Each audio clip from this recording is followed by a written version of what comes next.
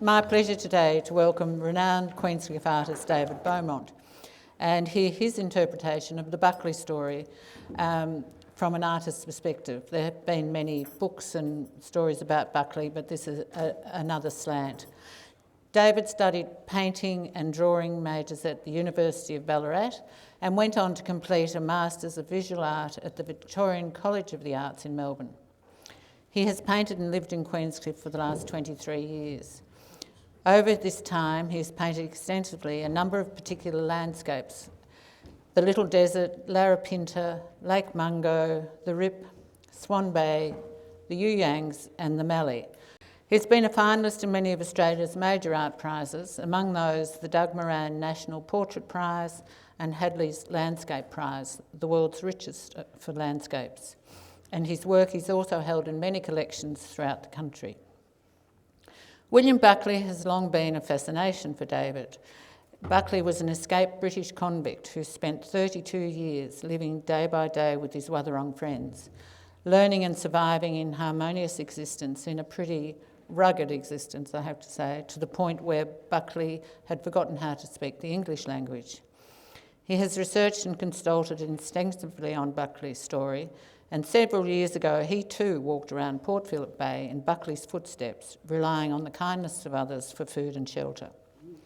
His research led to the creation of a major body of work on the Buckley story, which explores some historical elements of his life, but also delves into the allegorical aspects of the experience for Buckley and the Wadawurrung. Welcome, David. Thanks, Mary. Good morning, and thank you for having me along. Sorry, I'm not used to this sort of thing. In 1880, 1890, there's a First Nations artist called Tommy McRae, and he's made a series. His work was quite well regarded in his sketchbooks for these paintings and drawings in black and white. And they're really quite marvellous works, particularly during that period. He painted a number of works around William Buckley. There's one of Buckley leaving the ship, escaping. There's one of Buckley in a corroboree. But the one that really touches me is one of Buckley with some Wadawurrung people, and they've broken off big branches of trees, and they're holding the trees and they're wading through Swan Bay with a spear in their hand, trying to spear some swans. And it's a gorgeous image, but for me it's also a salient reminder that there's a whole history to this region before we came along. So I just wanted to acknowledge that. Secondly, I want to obviously acknowledge, because this story has really occurred for Buckley from around 1803, some of the paintings that I'll show you. I've brought 3 paintings along from the series. There's images of deceased Wadawurrung people in that, so out of respect I need to acknowledge that for you. In 1835 the colony of Melbourne was established, but it was actually called Bearbrass or Batmania for 2 years. And then in 1837 it was renamed Melbourne after Lord Melbourne from the United Kingdom. Also in 1837, there were a lot of ships that were coming up from Van Diemen's Land into Corio Bay. Around the same time, there were 2 lawyers, solicitors, that came up from Van Diemen's Land with a brief, if you like, to start to survey some of the land around this area and west, the western districts. So they arrived in 1837, took all the equipment they needed, had a horse each, and off they went, staying at some homesteads along the way in their journey until they got down towards the Otway Ranges. Then they were never heard from again. A week had passed by, another week had passed by, and a search party was sent out, and another search party was sent out to no avail. Buckley was asked to also be, because he could speak the Wadawurrung language, Buckley was asked to go along, and he felt he needed to go by himself because, of course, in 1837, around that time, there was a huge influx of white people and this tension between the land grab and First Nations people. So it was a very tense and animistic time. So Buckley, they wouldn't let him go by himself, so he went with a small group. They lost the trail around Jellybrand, no, it was further down towards the Otways. And the two people, the solicitors, were never found. However, in the process, there was a husband and wife, Wadawurrung couple that were slaughtered without any proof about what had happened to these two solicitors. Also at that time, as I mentioned, there's a lot of boats coming up into Corio from Van Diemen's Land. And in 1837, a lot of the Wadawurrung men particularly found they could pick up some work by helping the people coming up off those ships to unload their cargo and transport them into Geelong. One such fellow was this guy. His name was Mumbrawan. This painting is titled The Incarceration of Mumbrawan. So Mumbrawan turned up one day in 1837, and a carpenter from Van Diemen's Land had arrived with his big chest of tools, and Mumbrawan was employed to help carry the chest up into Geelong area, which he did, and the carpenter gave Mumbrawan an old paint-splattered suit to thank him very much for his work. The next day, Mumbrawan was very excited, feeling very dapper, had the suit on, and went back to Corio to see if he could get some more work. He turned up. The captain of a newly arrived ship saw this Aboriginal man in a suit and said, "What's going on here?" And he saw what he thought was blood spattered on the suit, when in fact it was paint. He grabbed the man and held him and immediately called for the constable to come. Mumbrawan was immediately arrested and locked up. Buckley was called for because he was again the only one that could interpret. And Buckley, the story was explained to Buckley what had happened, and of course the magistrate needed to find out where this carpenter was so he could validate the story. But the carpenter had since moved to Melbourne. So this poor chap remained incarcerated, we don't know for how long, but for quite some time. And it was only because Buckley happened to be walking along the banks of the Yarra, having a conversation with someone about what had happened, when this carpenter happened to be within earshot and heard the story. Buckley grabbed the carpenter, took him to Geelong. The court explained to the magistrate, this is a man. The carpenter vouched for his story, and Mumbrawan was freed. To his great delight, and was given some blankets, a tomahawk, and some food for that situation.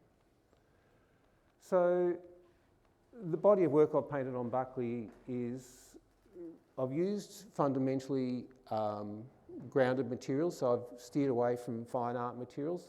It's house paint on masonite, spray enamel, because I wanted it to sort of reflect something that was really quite grounded and not high art and special.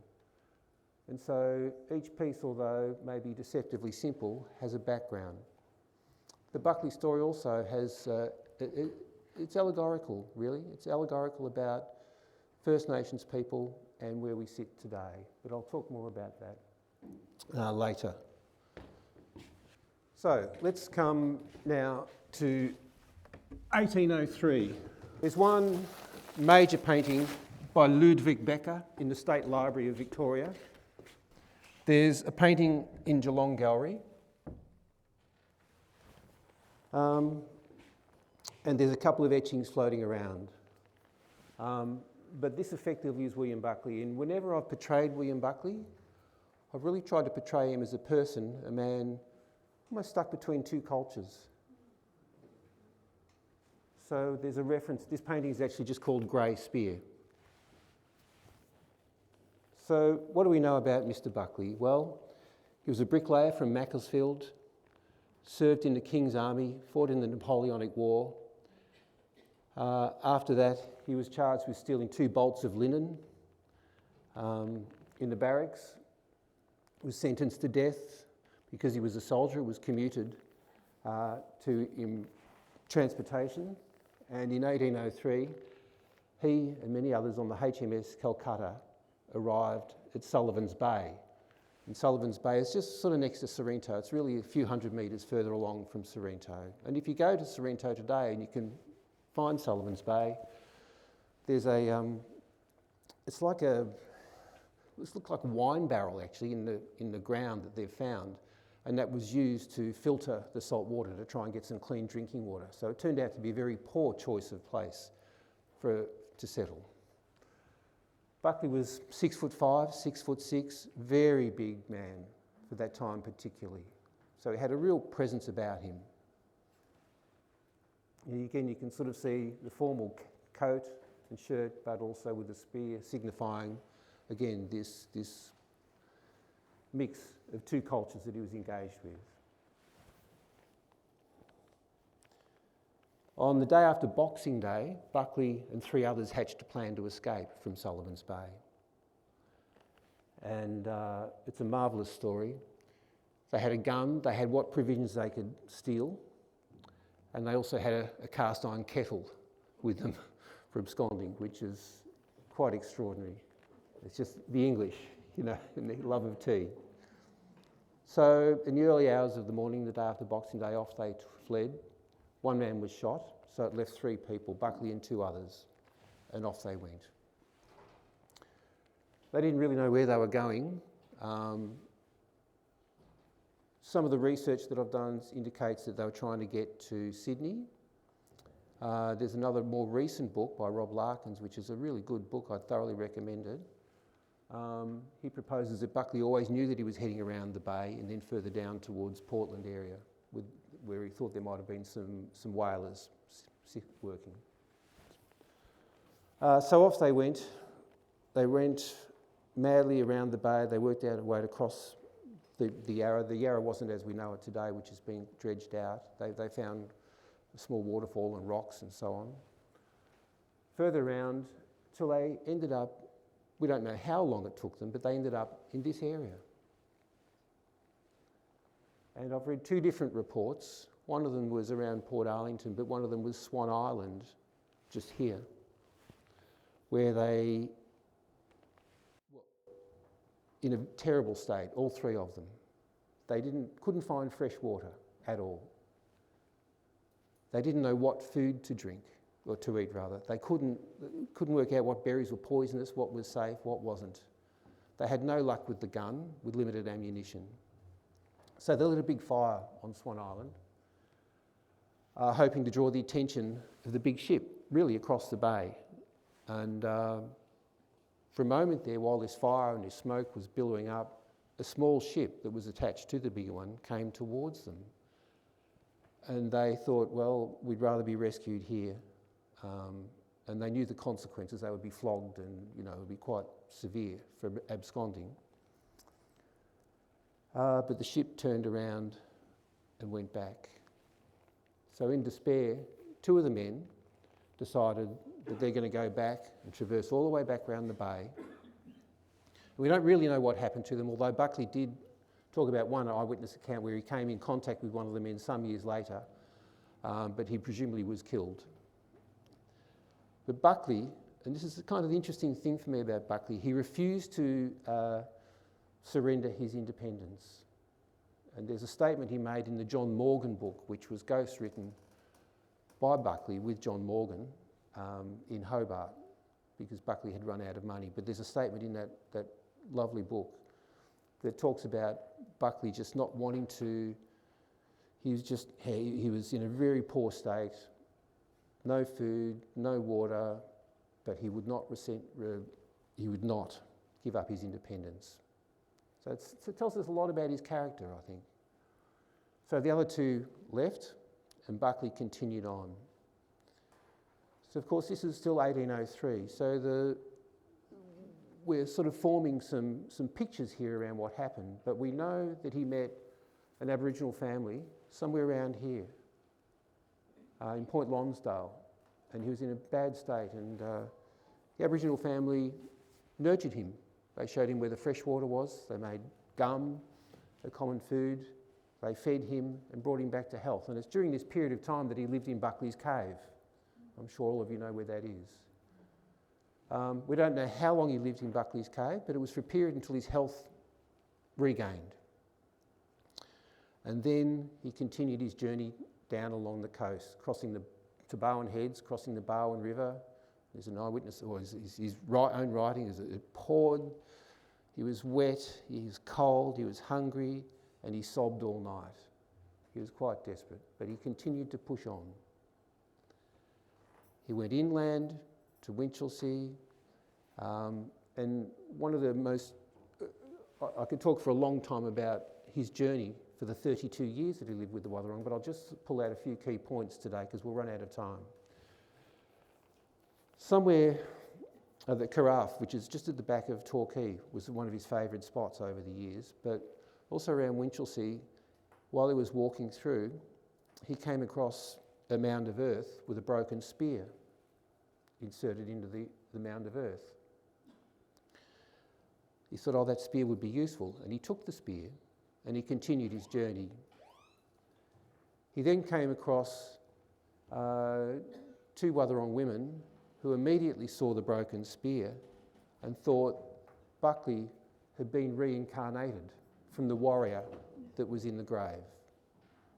They began pulling their hair out, scratching their faces with grief and joy at the sight of seeing Buckley with the broken spear.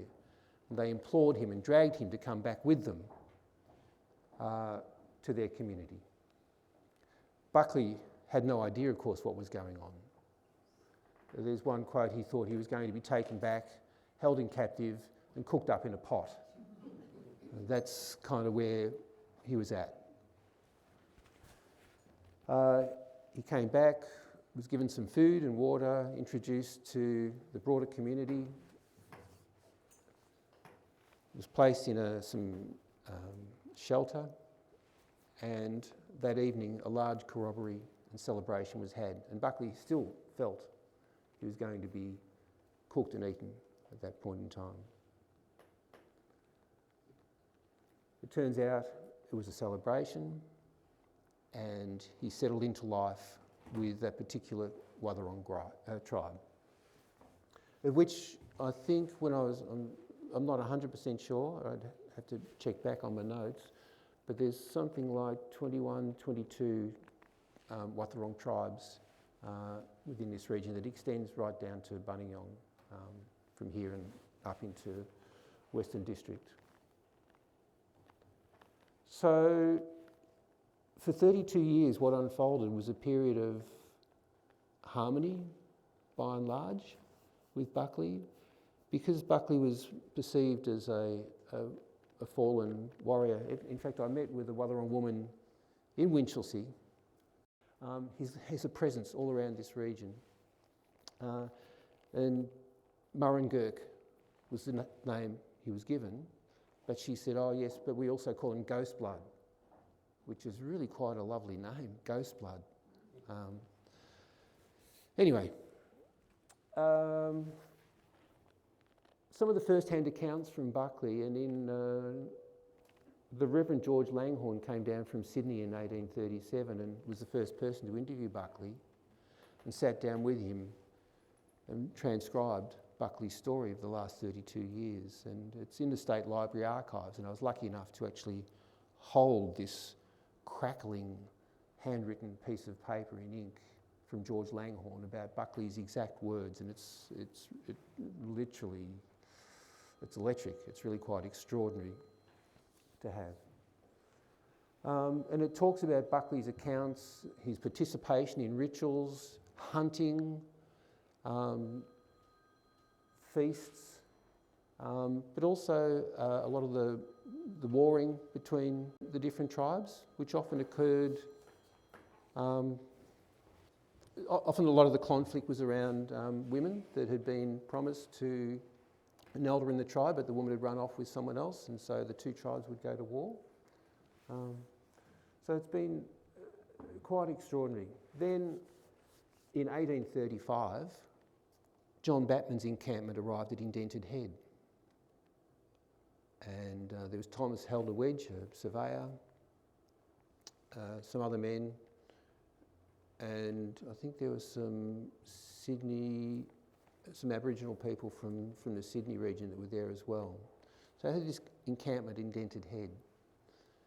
Word had gotten to Buckley that there are these people camped here, and they've got a boat, they've got tomahawks, they've got food. We're going to go and kill them and take those things. And Buckley was conflicted, of course. And as Mary Lou mentioned, remember Buckley had been 32 years with the Wadawurrung. He'd forgotten how to speak English. So it's quite extraordinary, really. So Buckley was conflicted. He held back, but the tension was growing to kill these settlers in this party at Indented Head. And you can go to Indented Head today and you can see where the monument is. And eventually Buckley presented himself, and that's the painting that Geelong Gallery has. I think Buckley presenting himself at Batman's encampment. It's something called like. Can you imagine Batman's encampment seeing this 6'6" white man, beard, presenting? They just didn't know what to make of it, really. It was a tense situation, but of course, remember, Buckley was concerned that if he presented, he was an escaped convict. So was he going to be arrested again and locked up in jail? Or knowing that the people at the encampment were going to be killed? And so you can see there's some kind of moral compass playing itself out here with Buckley. You know, and he's decided to present himself and intervene and stop the killing of these people. And it wasn't until he was handed a slice of bread by one of the people at the encampment that he said the word bread, and slowly his language came back and his story was able to be told to these people.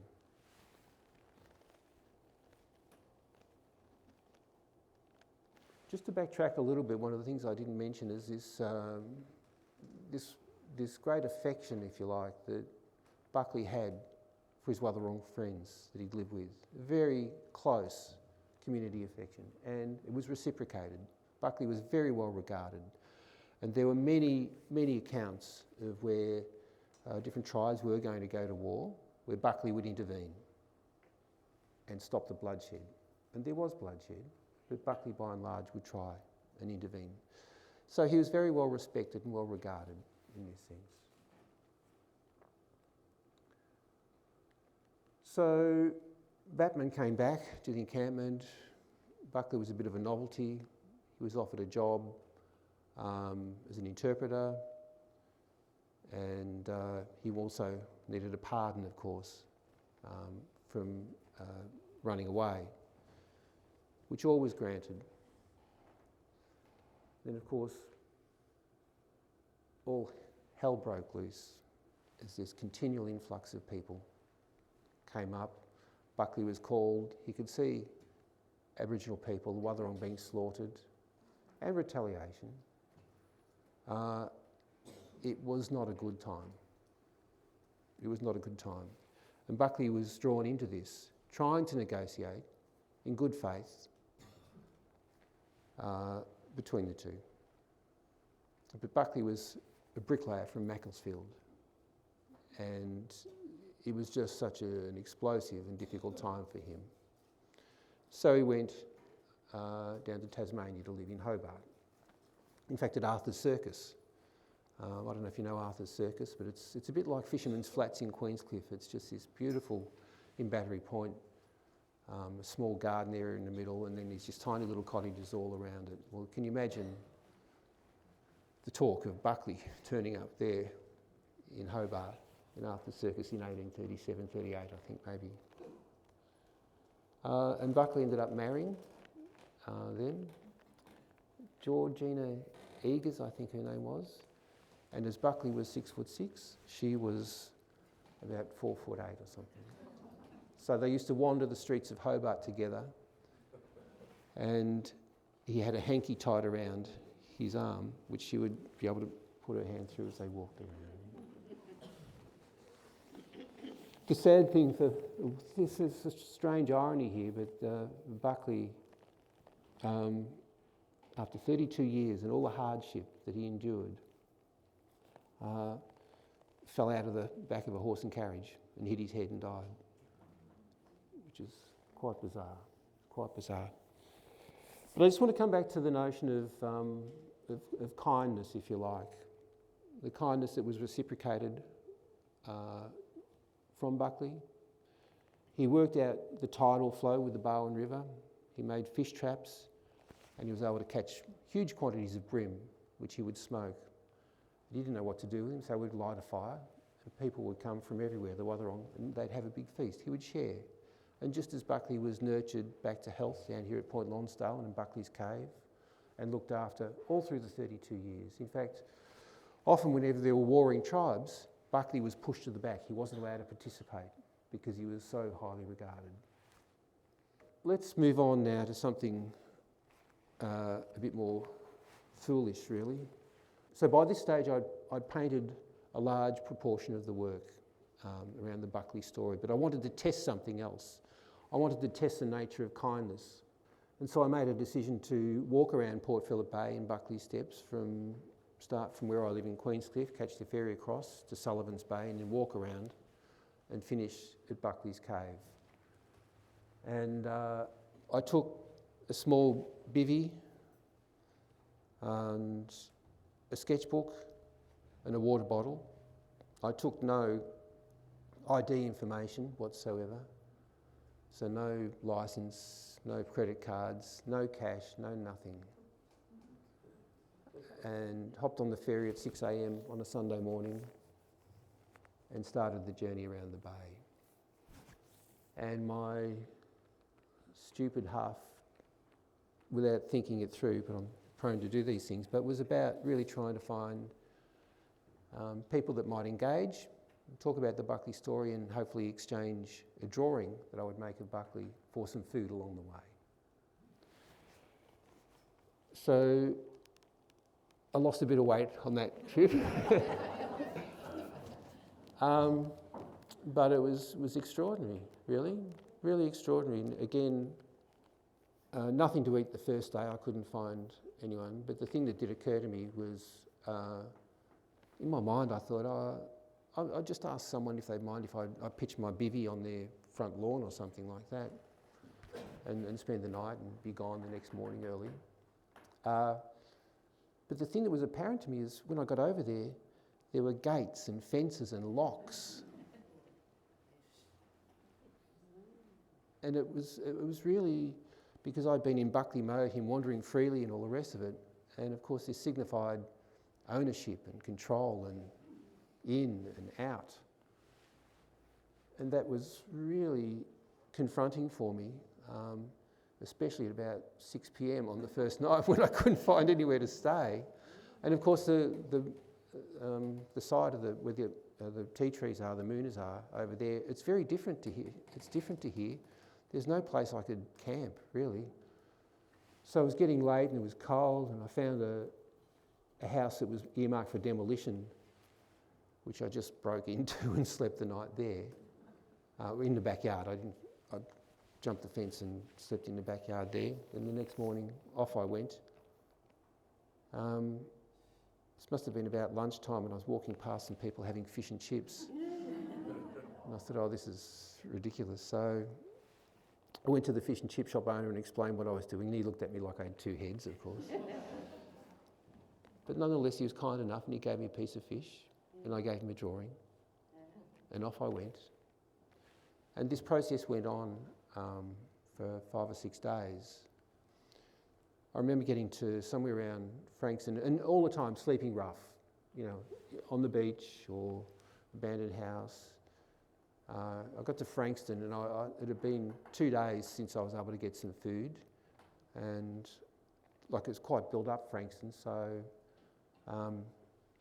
I approached 7 different cafes and explained what I was doing, and on 7 occasions no one wanted to know me. It was really interesting. And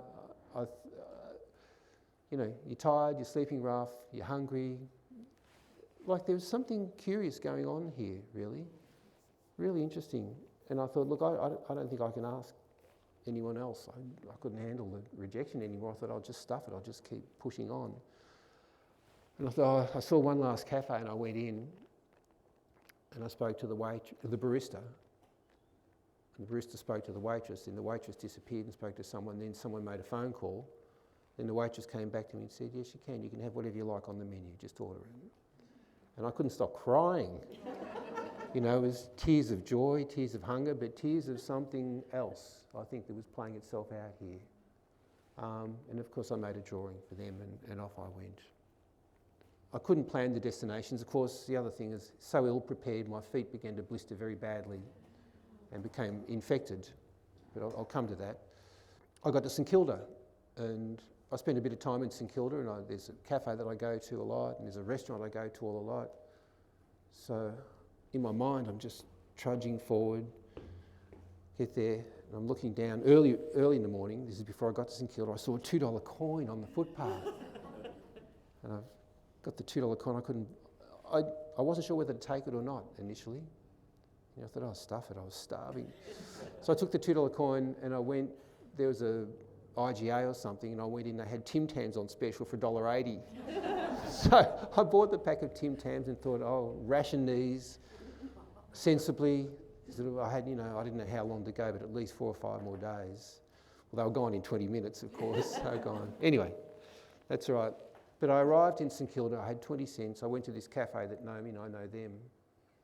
And I explained what I was doing. And they thought it was a wonderful idea and asked me to put my request in an email to them. Then I wasn't looking real flash. You know, I'd had 3, maybe 4 nights sleeping outdoors, and I'd hit the urban setting, so I was a bit concerned about where I was going to sleep, particularly in St Kilda. And so I went to another very well-known restaurant, I might add, that I'd been a lot. I went in there with my little swag and I said, this is what I'm up to. And actually, no, I stood there.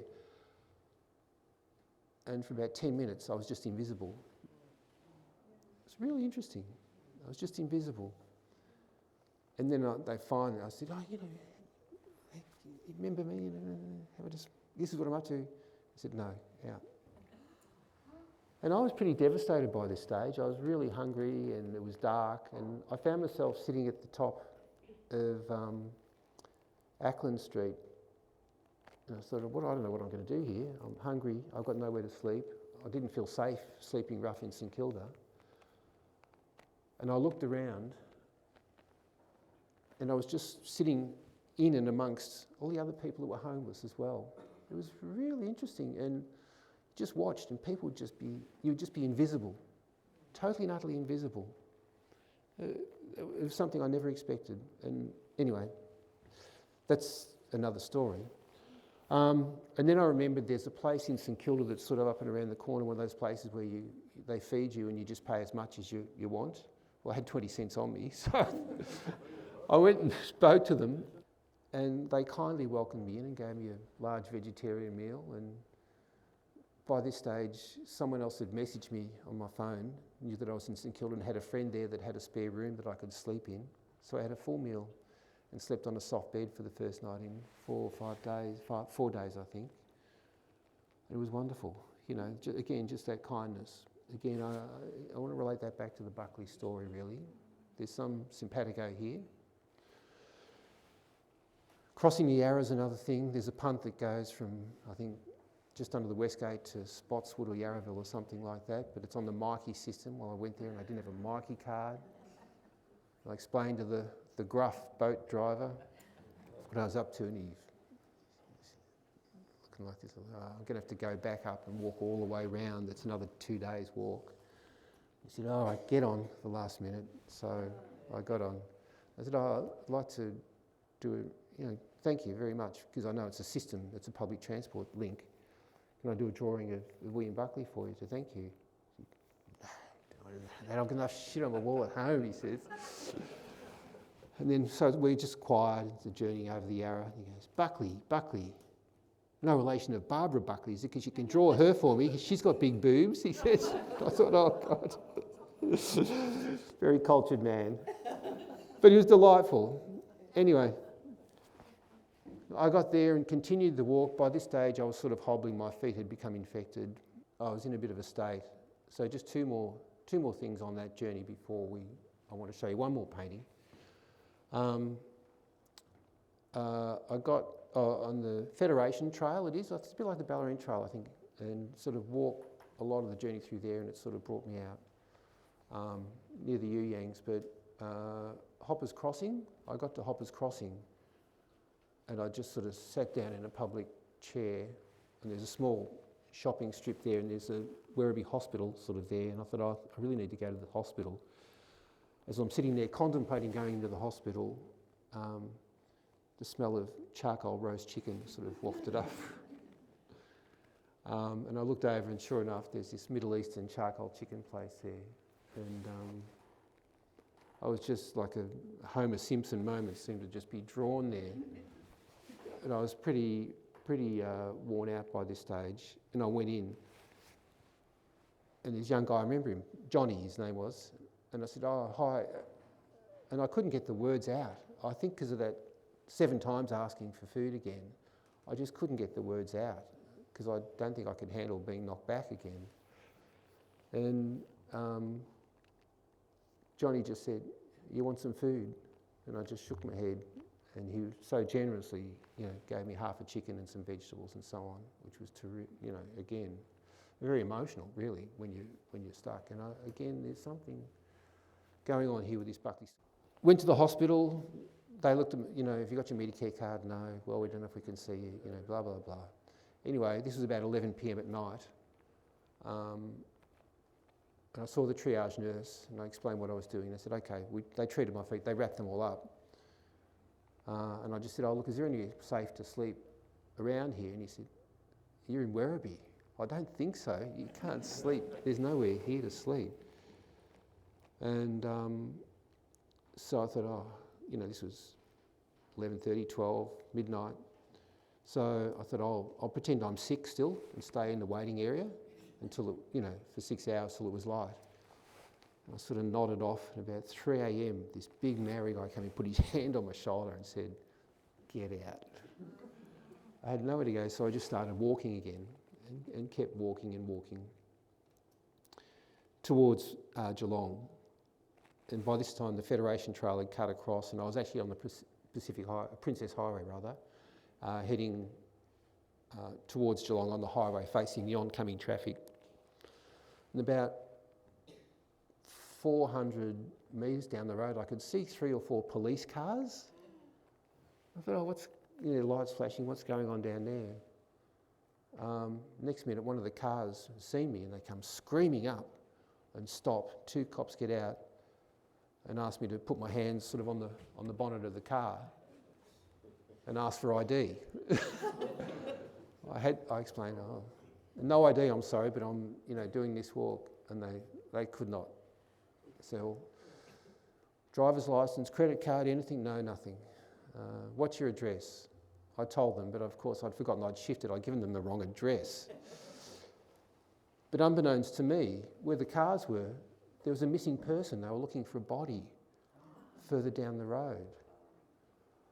So for about half an hour there, I was a prime suspect in a murder investigation, which was very, very strange. At the end, the female police officer gave me a muesli bar or something just to get me through. Anyway, and then I continued through Geelong and then down, and eventually made it back here to Buckley's Cave. But what I really wanted to highlight there was the kindness, if you like, that was shown to me, and the kindness that was shown to Buckley and reciprocated by Buckley to the Wadawurrung, in a sense. And I've just got one more painting I'd like to show you. There are eyewitness accounts of Buckley running into his friends after a period of time, and there's tears and there's hugs. Very emotional and very loving and connected with the Wadawurrung community. And I painted this picture. It's almost like, I just imagine 2 8-year-old boys playing in a footy team, and they've won the grand final, and they've just got this arm around each other with an expression of love and closeness and joy and jubilation. and they were close. Despite the hardships, there was something that was going on that transcends race and identity and culture in a way. It's a very human and fundamental thing about caring. So I finished the walk late on a Friday night. On the following Monday I had an artist residency through the Mornington Regional Gallery at Police Point over at Sorrento. And during that week it was an ideal opportunity to unpack, decompress, think about the experiences that I had, and it got me thinking about the nature of kindness and healing and the relationship between the two. And I think there is a relationship between the two. Hence, the body, there's about 70 pieces of work comprising of sugar lift aquatints, drawings, paintings, some sculpture in this body of work. But it's allegorical, really, about friendship, community and kindness, I think. The body of work was booked in to be shown at the Australian Embassy in Paris in 2019, October I think, and just as COVID hit. So the show was cancelled. And with the Olympics there this year, I had no joy with the embassy in Paris. Very difficult to deal with these embassies, I might add. So the body of work is still sitting there. I'm still waiting for the right space because it's a large body of work. But there's something I want to say about the William Buckley story, and I think it's really about creating a space for the Buckley story to be told respectfully. And I might add, during my making of the work, I was in consultation with a number of people from the Wadawurrung community, consulting with that and inviting them out to see the work. Anything that was offensive or inappropriate has been deleted in that sense.